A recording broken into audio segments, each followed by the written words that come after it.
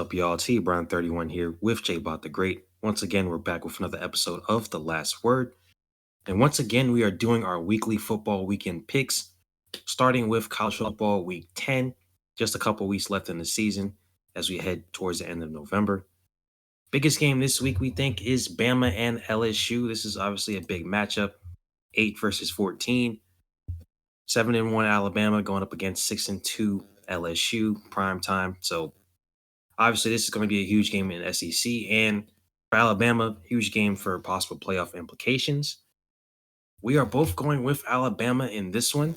Last time we did a pick, we actually did pick against Alabama. That was the Ole Miss game, which they won. Fair enough. Alabama since then has actually started to be a whole lot better than what they were to start the season, with a few meh kind of wins.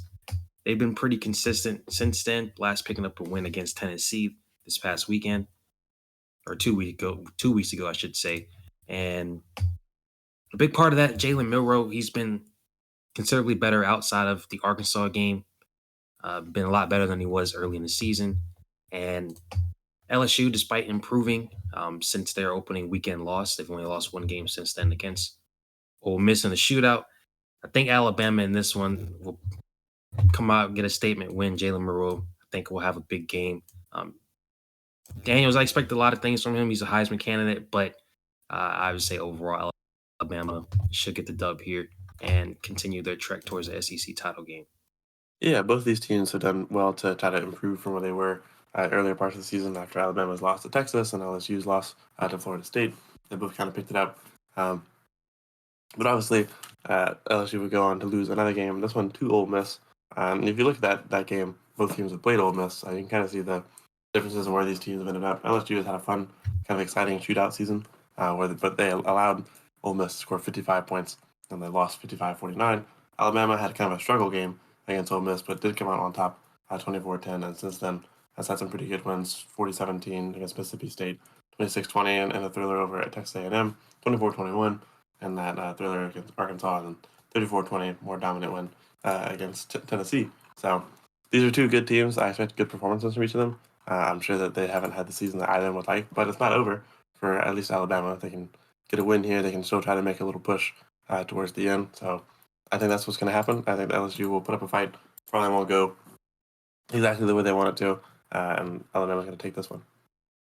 Jumping into the NFL, we have actually a pretty good week this week. Has some really fun matchups. We're going to start with the Dolphins and Chiefs playing in Germany.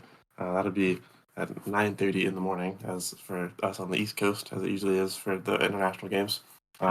We are both going to go with the Dolphins in this one. This one is a toss-up by analytic standards. These are two really good teams. They're both 6-2. Chiefs currently lead the AFC. Dolphins right behind them, among the other 6-2 teams in the AFC. I think the Dolphins have a better offense here, and honestly, somewhat more of a trustable defense. And I think that the Chiefs have been a little shaky. This might be a controversial opinion. I don't quite think it is. But the Chiefs have not been very impressive this year. They've been a little shaky. I haven't really, none of their wins have moved me. Dolphins have had some rough losses too. They kind of threw away the game against the Eagles with some turnovers. They got destroyed by the Bills, and otherwise they've kind of beat up some other teams. But I think the Dolphins have a just much more solid team to trust in this one. I think Tyreek is going to play well against his old team, and the Chiefs just really haven't really had it together. There's been a lot of talk about what the Dolphins have done against good teams, and I would be hard pressed for someone to show me what the Chiefs have done against good teams aside from their struggle victory against Jacksonville. They lost to Detroit, and then they beat up on Chicago, New York, Minnesota, Denver. They would lose to Denver, and then also the Chargers, who have not been great this season either. So I think this is actually pretty evenly matched. These are two high-flying teams that haven't had the best showings against other high-flying teams yet this year. I think the Dolphins will come out on top of this one. Yeah, this one's kind of an interesting pick. I'm going with the Dolphins as well. The thing is, when you look at both these teams, like you just mentioned, like not really. They both been 6-2, both at the top of the division. Both have been impressive overall, but neither have really played. It's cream of the crop and beating them. The best two teams the Dolphins played, the Eagles. They lost that game. Game that they lost by 2 touchdowns, but it wasn't like a horrible game from them. The Buffalo game, on the other hand, was not great. For the Chiefs, though, I mean, they haven't really played much of anybody so far this season. I mean, their two losses, obviously, coming against the Lions and just last week against Denver. And their best win, I would say, would probably be the Chargers win. That was a pretty good game, despite the Chargers record. Take that out of it for a second. Chargers are still a team to be reckoned with, just in general. They can win the game any Sunday, but their record obviously isn't showing that this season. And then the Jags are also at the top of the South. They beat them week 2, but neither team really played, up to standard in that game. So against the best of the best, we hadn't really seen either of these teams do much yet. Um, but yeah, I would agree right now. I think I'm still a little bit more impressed with the Dolphins. I usually don't pick against Mahomes and the Chiefs, and I'm not just doing this just because of the game against the Broncos last week. That's kind of just a one-off game. Like the Broncos might just be, pretty good on defense against them. Considering how bad the Broncos have been on defense the entire season, like literally one of the worst teams in the league on defense, without a doubt. The 2 games against the Chiefs, they only allowed 19 points in the first one, then 9 points in the last one. So Broncos might just be a better matchup for them. That just might be the situation there. But even still, the Chiefs,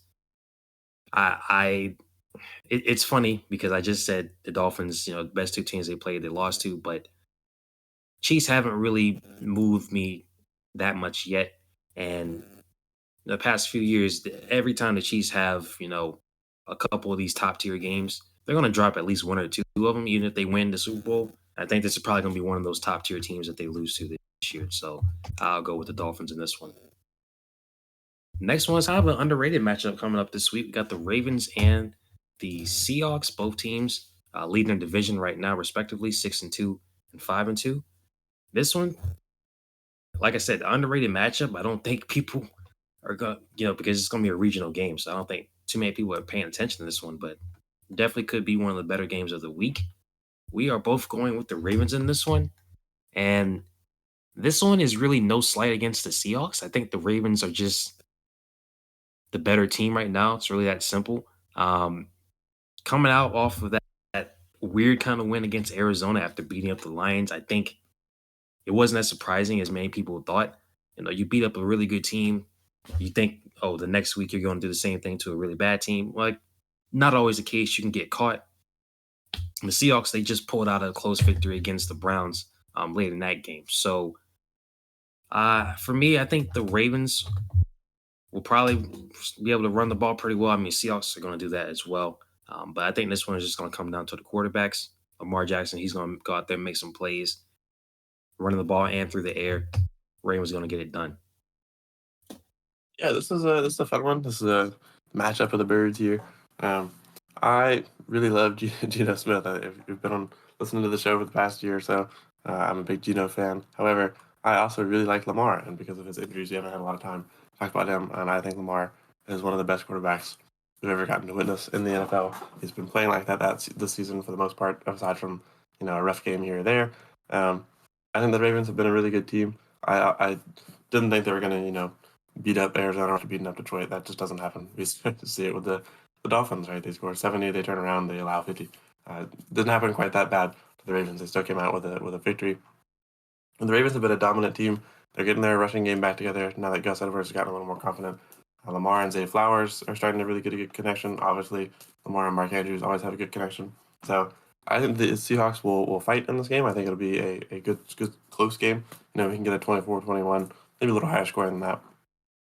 But I do think that, game on the line, Lamar and Geno are both trustable guys, but I would trust Lamar a lot more, especially with the weapons he's got and they're a little more experienced. Obviously not Zay Flowers, but that Mark Andrews, Lamar Jackson connection can be really good in the clutch. Lamar Jackson himself can do a lot when he needs to put a game on ice. So, yeah, fun matchup. This is going to be a good one. And I think that the Ravens will improve to 7-2. From there, we have a massive game that is massive every year, twice a year.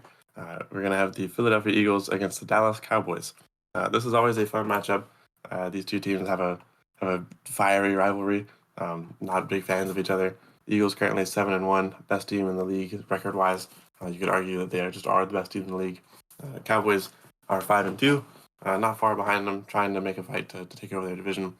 Terrence and I both think that won't be happening this week. We're going to go with the Eagles. I actually don't have much against the Cowboys here, other than that we've talked all the time. They're this well-oiled machine, and sometimes that only gives you a certain ceiling. And we've seen certain teams kind of exploit them this year. Their 2 losses are a little rough. That loss to the Cardinals stands out. The massive loss to the Niners is huge before the Niners decided to stop playing football.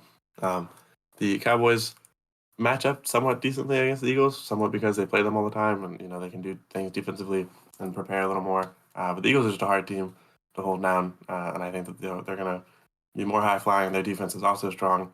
I think they'll come out of this one. Might be a close game because it's a division game, but Eagles should take this one. Yeah, right now I would say just like last season, um, these teams will split in the season series. This game's in Philadelphia this coming weekend. So, I'm taking the Eagles for this one. And I think just like last year, the Cowboys late season win in Dallas or Arlington, if you want to be specific. But I think that's just kind of the way it goes. I think the Cowboys are obviously really polarizing. And whichever way you go when you talk about them, people are going to overreact one way or the other. But I think the Cowboys are still a pretty good team. I mean, whatever happened to the Lions, it happened. Whatever, that's fine. But they're still the best team, at least one of the best top 4 teams in the NFC right now. I'd say the Eagles, Seahawks, and the Niners, whichever team wins that division. And then I would say Cowboys right under those teams. So this is going to be a lot closer than I think people might give them credit for. Dallas and Philly are actually right now both offenses are pretty close in terms of production. At least as far as points, Dallas and the Eagles are literally zero point 0.1 points per game away from each other, with 28.1 and 28 respectively.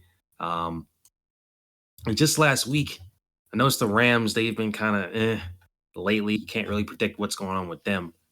But Cowboys came out, put on a really good defensive performance, and which led to a really good offensive performance, putting up 43 points. On the other hand, the Eagles, close game against Washington, but I wasn't really surprised there, especially with how they played the first time around. And then that last game against the Dolphins, they showed how they can play against a really good team. So, yeah, I would agree. Eagles win a really close one. I think in the end, Eagles offense will just make more plays, but yeah, it wouldn't surprise me again if Eagles take this one and then when they go back to Dallas later in the season, Dallas takes that one. And then our last game, a playoff rematch from last year, we got the Bengals and the Buffalo Bills. Bengals are kind of on the up and up right now, just winning their 4th game of the season. They're 3rd in a row, for a matter of fact. They're after starting 1-3. As for the Bills, though, they've been meh since the Dolphins win, where they won 40-20. Since then, a loss to Jacksonville overseas. Barely beat the Giants. They lose to the New England Patriots.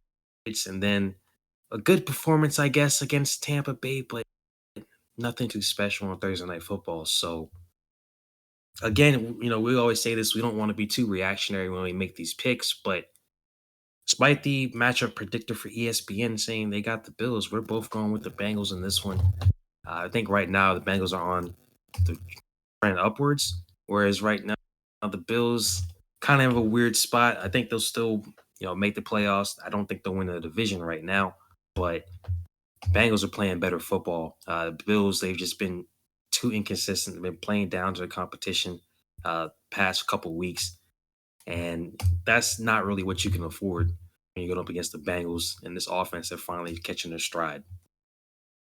Yeah, that's really what it comes down for me too. As you look at the Bills, they keep kind of playing down to their opponents, or like slipping up and making it a little too close, right? Against Jacksonville, obviously Jacksonville really good this year. They mess around and make it a close game and lose, and then they make it a close game against the Giants. They played a little too close to the Patriots and lose. And had Chris Godwin been just in slightly better position and looked up a little more, they could have very well lost to the Buccaneers on a Hail Mary at the end. So I think the Bengals are not a team that you want to have these type of situations in, especially as Joe Burrow, Joe Mixon, Jamar Chase, T. Higgins, Tyler Boyd. This whole offense is starting to get hot, starting to score touchdowns, starting to get a little more into their stride. You don't want to end up in a close game scenario against them when you have a team that's prone to making mistakes. Now, the Bills do like to also play up to their opponents. Josh Allen loves matching whoever he's playing against. Obviously, they cruise against the Dolphins and look more like the high-flying offense than the Dolphins did that week. But this one's a different scenario. I think that this has been a rough month for the Bills here, and I'm not sure that they're going to have a beautiful performance against the Bengals. I expect it to be somewhat close, and that is the issue for the Bills here. I'm not sure they can outlast the Bengals in a close game. So I got the Bengals winning their first game outside of beating up the NFC West in this one.